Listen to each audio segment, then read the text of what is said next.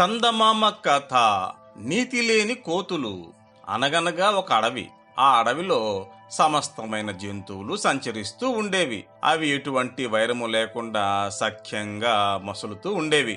ఒకప్పుడు రోహిణి కార్తెలో ఎండలు మండిపోతూ ఉండగా ఒక కుందేలు తన బురయ నుంచి బయటకు వచ్చింది. ముందు కాళ్లతో ఒక మారు ముఖం తుడుచుకొని పెదవుల మీద నాలుక అటు ఇటు తిప్పి చుట్టూ కలయి చూసేసరికి వేడిగాలి భరించలేక ఆపసోపాలు పడుతూ వస్తున్న 4 కోతులు దానికి ఎదురుపడినాయి. కోతులు కుందేలు ఒకళ్ళనొకళ్ళు పాకరించుకున్నాయి. కుశల ప్రశ్నలు వేసుకున్నాయి.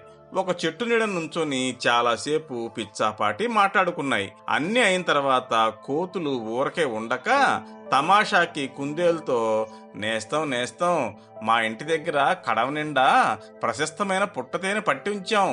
ఆ మకరందం ఆరగించామంటే ఈ వడదెబ్బ కాస్తంత తగ్గుతుంది, రా మాతో రా అని చెప్పి దానిని ఆహ్వానించినాయి.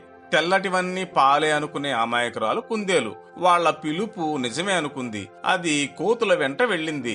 వెళ్ళగా వెళ్ళగా ఒక బ్రహ్మాండమైన జువ్వి చెట్టు కనిపించింది. ఆ చెట్టు పైన నివాసానికి తగిన చక్కటి ఏర్పాట్లు ఎన్నో ఉన్నాయి. ఇదే కోతుల బస. కోతులు 4 చెంగునెగిరి కొమ్మలు దాటుకొని బస చేరుకున్నాయి. అక్కడ ఒక పెద్ద కుండ నిండుగా తీయటి పుట్టతేనె ఉన్నది. కోతులు 4 చక్క కూర్చొని వంతుల ప్రకారం ఆ కుండలో తేనె చప్పరించడం ప్రారంభించినాయి. నేస్తులైన ఆ కోతులు తన కోసం తేనె కిందకి తెచ్చి ఇస్తాయి అని ఎంతో ఆశ పెట్టుకుని చెట్టు కిందే కూర్చుంది కుందేలు. కోతులు అలాంటి పని ఏమీ చేయలేదు సరికదా. అందులో ఒక కోతి, ఓయ్ కుందేలు భయ్యా, ఏమిటి సందేహిస్తున్నావు? రా, చెట్టు మీదకి రావయ్యా.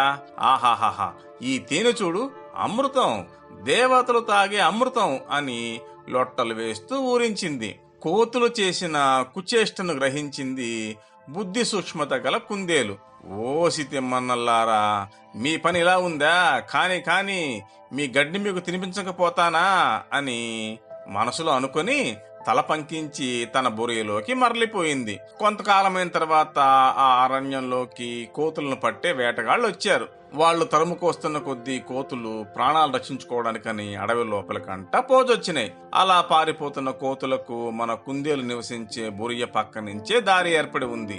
ఈ సమాచారం తెలిసిన కుందేలు ఒక తమాషా చేసింది. దారిలో బాగా ఒక 25 గజాల మేర ఆకు అలము పరిచి ఒక రాత్రి వేళ నిప్పు పెట్టింది. ఆ చెత్తంతా కాలిపోయి మసై ఊరుకుంది. ఏమీ ఆనవాలు తెలియకుండా దానిపైన ఎండుటాకులు మామూలుగా పరిచేసింది. కుందేలు మనసులో అనుకున్నట్టుగానే ఒక రోజున దాని నేస్తాలైన కోతులు 4 చెప్పిపోదామని అక్కడికి వచ్చినాయి.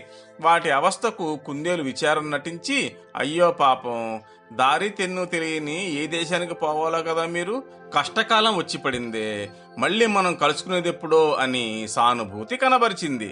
కోతుల గౌరవార్థం కుందేలు వాటిని విందుకు పిలిచింది. తన బొరియ దగ్గర ఎంతో చక్కటి ఏర్పాట్లు చేసింది. భాయిలు, ఆ నదిలో స్నానాలు చేసి రండి, మంచి ద్రాక్షారసం తెప్పించాను, ఆరగిద్దాం, పోయిరండి చప్పున అంటూ తాను తయారు చేసి ఉంచిన ప్రదేశం మీదుగా దారి చూపించింది. కుందేలు విందు నిజమే అనుకున్నాయి కోతులు. నదికి స్నానానికి పోయి బొరియకు రాబోతుంటే ఆకుల కింది నుసి ఒంటికంటుకుని అవి నల్లగా తయారయ్యాయి.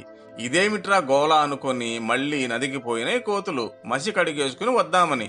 స్నానం చేసిన తడి వంటికి ఈ మసి మరింత ఎక్కువగా అంటుకుంటుంది కదా అనే బుద్ధే పోలేదు వాటికి. ఈ విధంగా మసి వదిలించుకుందామనే ప్రయత్నంలో ఆ కోతులు నదికి పోతూ వస్తూ ఉన్నాయి గాని ఒళ్ళు పరిశుభ్రం చేసుకుని బొరియ చేరుకునే ఉపాయం మట్టుకు వాటికి తోచనే లేదు. ఇలా ఆ నదికి వస్తూ పోతూ ఉన్న ఆ కోతులను ఎంతో ఆప్యాయంతో పిలుస్తూ, రండయ్య కోతిభాయిలు, ఎంత మధురాది మధురంగా ఉందయ్యా ఈ ద్రాక్షారసం అని ఊరిస్తూ ఒక్కొక్క గుటకే వేయసాగింది కుందేలు. అంతలో వేటగాళ్లు తరుముకు వస్తున్న సందడయ్యేసరికి బుద్ధిమాంద్యం గల మర్కటాలు కుందేలు వైపు తిరిగి చూడనైనా చూడకుండానే ప్రాణరక్షణ కోసం దారి పట్టాల్సి వచ్చింది. పోతూ పోతూ కోతులు, ఆనాడు మనం కుందేలును వేళాకోళం చేశాం, దానికే ఇప్పుడు ఈ విధంగా దెబ్బతీసిందది. విలాసం కోసమైనా ఒకళ్ళ మనస్సు నొప్పించకూడదు, బుద్ధి వచ్చింది అని అనుకున్నాయి.